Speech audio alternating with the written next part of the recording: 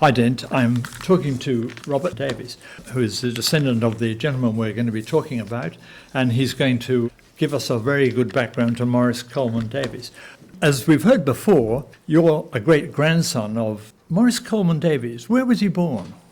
MCD, as we fondly call him, was born in London, and he came out to Tasmania in approximately 1835 with his family, mother and father, and he was on a boat, which I don't recall the name, but it was owned by his uncle, Uncle Ben.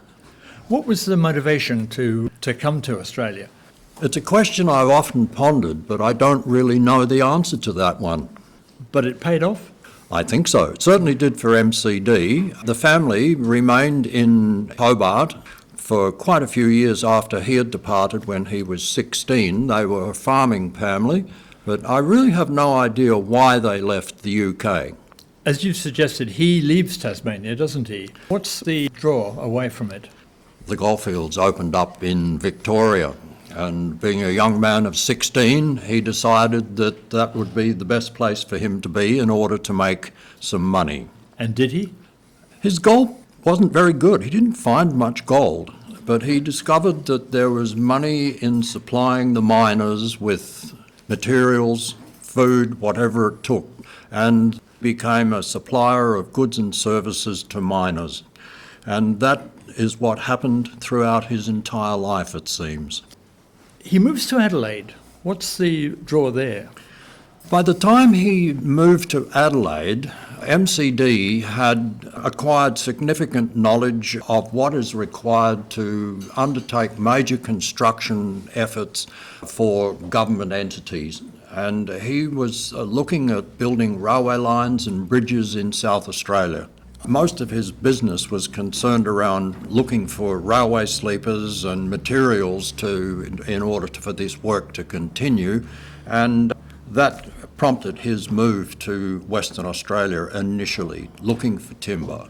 Am I right in thinking that his talent is really administrative and research-based as much as anything else? I would think so. One does not entertain or undertake large endeavours such as building any of these things, building roads, railways and bridges and what have you, without knowing precisely how to go about it and how to make it work. As an individual, he couldn't be on the tools, so to speak, but certainly he would have been at the top of the chain and the man that made the decisions. Now, South Australia had a demand, didn't it, for high-quality timber. How does this affect the WA situation? When you look at the timber in South Australia, it's mainly red gums, that nature, tough, gnarly wood, very difficult, and it's not very long lengths either. So he had heard about the big timber in the west and came over here looking for it and to see just exactly how it was done. And what were the trees that he felt would give the best yield? Well, he was looking for scantlings, something that was really long, something that you would build wharves and jetties out of, and railway sleepers, obviously. And a railway sleeper is about 2 metres wide. But the scantlings needed for building things like jetties and wharves are very large, and carry trees provided excellent timber lengths in order to achieve that end. Jarrah and Marri, do they come into the picture at all? Marri didn't. Jarrah certainly did in the early days. When he was further north, up in around Worsley, the Collie area, and at Dwellingup, he was also looking at Jarrah up there. Marri didn't feature in it because it's not a wood that lasts for very long. It tends to rot out quite early. What were the destinies for this timber? Where did the markets appear to be? Well, I think the markets wherever there was gold. And there was gold in London, there was gold in South Africa, there was mining in Colombo and also in San Francisco. So MCD sent his sons to those particular parts of the world and set them to work selling West Australian timber to the rest of the world. We think of his presence as being here, but his first base is Collie, is it not? dwelling just up behind Rockingham initially for a short time. I can't remember exactly how long that was, but that was an experiment more or less to see exactly how it all worked. And once he had figured that one out, he moved south to Worsley and Collie, put in a road there and started moving timber from that part of the world out through the port at Bunbury. Now, Collie, as we all know, of course, is well up in the Darling. What would be the problems for transport in that situation? It was a lot wetter in those days too. Roads were pretty muddy. They used bullocks to pull the timber out of the forests in those days. They didn't have any railway lines. They didn't have solid, hard roads. It was muddy roads. And he got into a lot of trouble with the locals and the local government for ruining the road, I understand. But he said, well, I built the road. It's mine to ruin at the moment. And he continued to do that until he cut the timber out in that area. And then the next move is? Moved to Carradale. And this was the culmination and the beginning of the real start of the timber industry down here in the southwest. One of the things he'd have to look for, as already mentioned with Collie and Bunbury, is of course a way of getting the timber away. The coast comes into it here, doesn't it? Oh, it certainly does. We're on a lee shore for most of it, so that the wind is onshore. And he built two major ports down here, one in Flinders Bay and one at Hamlin Bay. The winter gales in this part of the world is pretty severe from the northwest, and they do a lot of damage. So Flinders Bay was important during the winter, and in the summer with the raging southeasterlies, Hamlin Bay was again a very good place to be. You'd have to get well inside those bays, wouldn't you? Because the size of the waves would have really made it very difficult to load heavy timber onto those ships. Oh, definitely. Inside the reefs at Hamlin Bay, it's calm there all the time, no matter how big the storms are, and pretty much the same for Flinders Bay. There's a particular value of Hamlin, isn't there, for export? It seems to have some things that the other bay didn't, is that right? It certainly seems to be that way. It was used more frequently, I understand. And also, it's just that little bit closer. I'm not exactly sure why Hamlin Bay had better facilities, but it seemed to work that way. Working in the forests, I've just been watching some film up in Margaret River about the workers there. What sort of clothing was needed in those days? I mean, we were looking at 20th century stuff recently, but in that 19th century period, how did people dress for working safely or working efficiently? That's a very good question. Because there was nothing in those days. There was no safety that I'm aware of. Men had to look out for themselves as best they could. The clothing they wore was the clothing of the day, which was probably woolen serge and very hot and uncomfortable, I would think. And a change in the summer? Well, one hopes they change to canvas or cotton or something like that. What were the best tools at this time? And we're well before much mechanisation. Well, they had steam. And they had steam winches, steam pulleys, and later on they had steam locomotives. So that made a very big difference. However, it was still axes and saws in the forest. And there's one instrument, or rather a piece of machinery called the whim. And it wasn't just a whim, was it? What did it do? Well, it certainly wasn't a whim. The whim, a strange name for such a beast, was a very large wheeled creature with a hard, long back, and the wheels were underslung, and it lifted the logs off the ground and were pulled by a bullock team or a cattle team or horses. How efficient was it? Worked very well. It was the best way to get the logs out of the forest until they developed railway lines. The first pushes, presumably if the whim didn't have any wheels, would have been much harder, wouldn't they? Oh, extremely difficult to drag such a heavy thing out of the forest. What was the toll on cattle and horses? Pretty severe.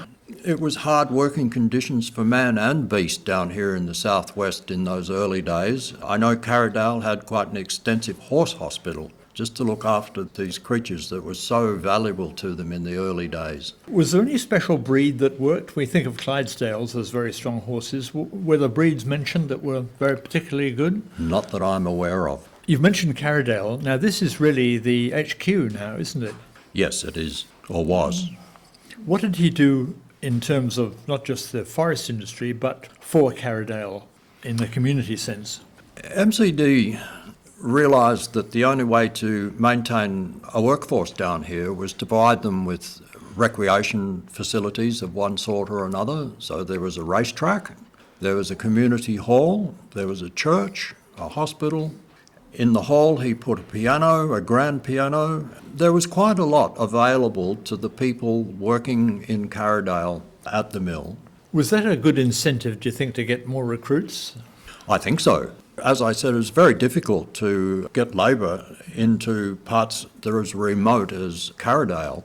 So once they got them down here, they wanted to hang on to them, and they paid them quite well in order to do so. And of course, this was well before group settlement and that influx of British migrants, so you would have got much more sparse numbers, I guess. Well, there weren't too many, but there were still some 800 people working down here, spread between, let's say, an area between Margaret River and the Cape. That's a lot of people to look after. He built a house there too, didn't he? Yes, he did. And how long did he stay in that particular building? Until his retirement, which was in 1902, he finished with the timber industry and his sons carried it on for him. And he moved to Perth. His house on Perth was called Paradinya, which is the name of a beautiful place in Sri Lanka. And he lived there until he died. Can we still see that house?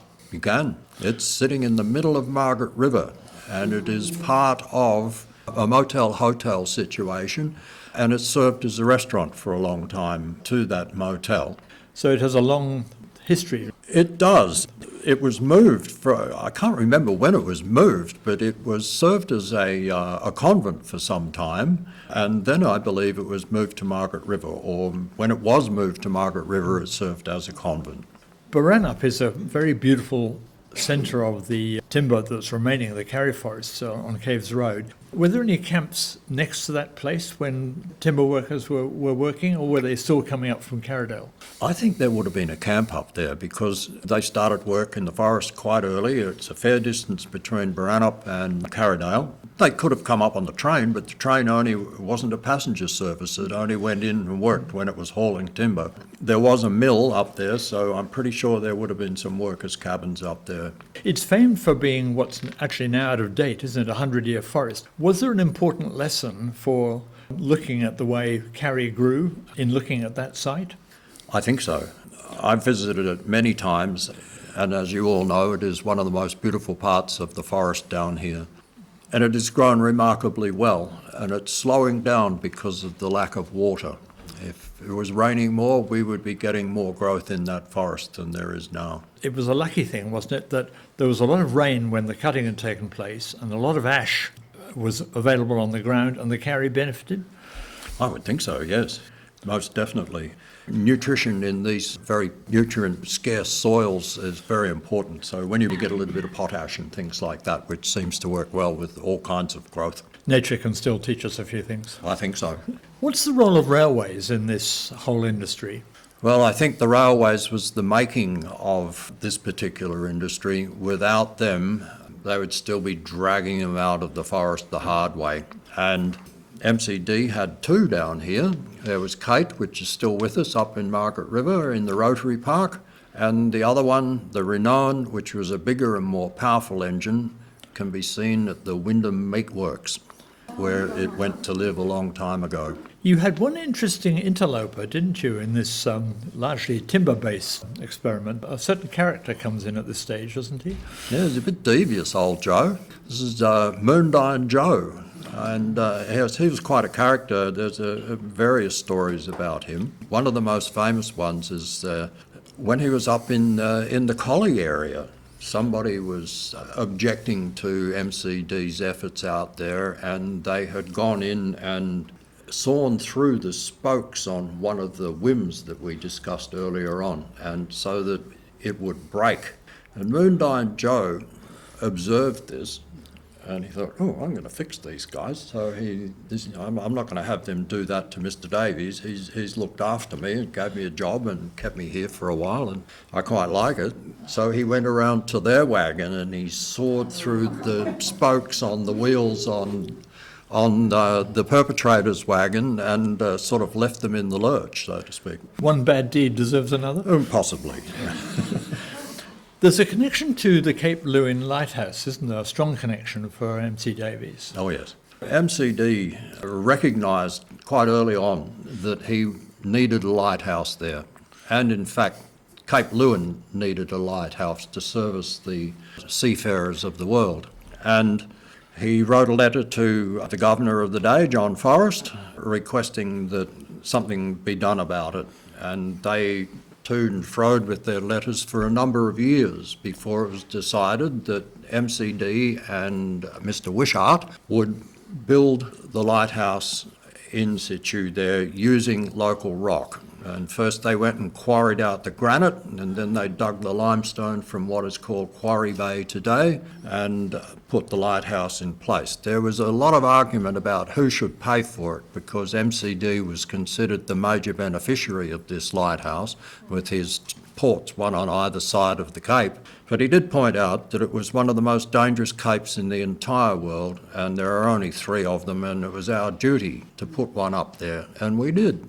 It's a very interesting case, isn't it? Because it wasn't until Federation that the Commonwealth Government declared the important role of lighthouses, and this was 15 or 20 years ahead of it. Well, I think MCD was always ahead of his time, you know. Every time I look at what he's done, I've thought, well, here's a guy that's really thinking about the future and what is required. And there are a number of our senior statesmen, if I can call them that are there because they have thought long-term and thought very big. In that context, was it thought about, in any sense, about reforestation? You were taking out a lot of trees. Was any thought given to ensuring that you still had some for renewal?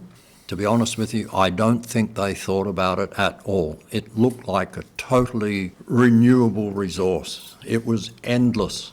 The trees in the southwest in those days went on forever. And we know different now, but it does seem that way. And as far as I know, there was no talk of reforestation, although it had been mentioned by various government officials and others. There was nothing really done about it. What's the length of this timber industry as far as MCD is concerned? How long does it go on for? Well, when he got interested in it was about 1877 or so he got down here and started doing something serious, and he retired 25 years later in 1902. And then his sons carried it on through the auspices of Miller's Timber, which was an amalgamation of 7 or 8 of the major timber companies in the area in those days. They kept it going for a while, but really it all cut out by the time the First World War come around. It was not viable to continue sawmilling. What was life like in retirement? I think it was pretty quiet. He would have had certain social duties, but I haven't heard very much about what he actually did in his retirement, other than look after his business assets, which was still quite considerable even after the timber industry. He had large holdings in Kojonup and Katanning, where he ran cropping wheat and sheep, and also he was involved in a very large way in the cattle industry up in the Kimberley. And he'd brought his own sons very much into this field, hadn't he, of being able to do projects like his own. Is that correct? That is correct. MCD's sons, a number of them they all had a good education, and they had degrees in engineering and things like that. So they were able to carry on doing and looking after his interests, and as all the members of the family through to the current time. In a way, I think you've answered this already, but how would you evaluate his contribution to this part of Southwest Australia? It was quite significant. He was the largest and the first to industrialise the timber industry in the southwest. There were many small timber operators, timber millers here and there, 1 or 2 man operations. Some of them were a little bit bigger.